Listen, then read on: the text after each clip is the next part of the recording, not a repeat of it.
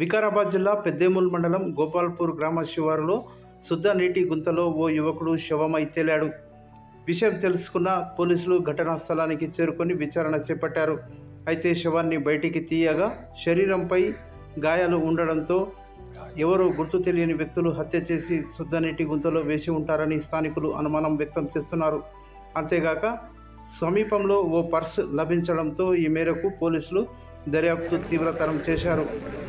మృతుడి స్వగ్రామం పెద్దేముల్ మండలం బృదరారం గ్రామానికి చెందిన బండమీది రమేష్గా గుర్తించారు పోలీసులు.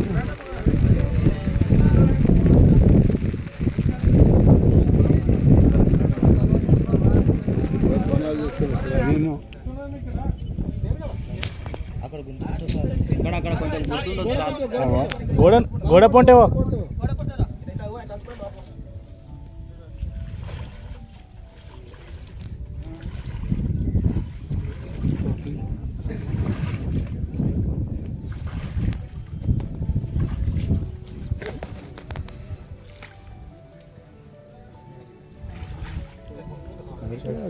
ఇక్కడ ఉంది దెబ్బ ఉంది. అది కుదరారా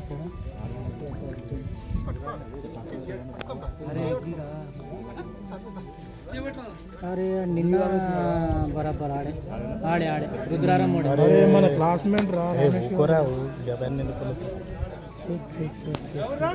रुद्राराम रुद्राराम रुद्राराम रमेश यार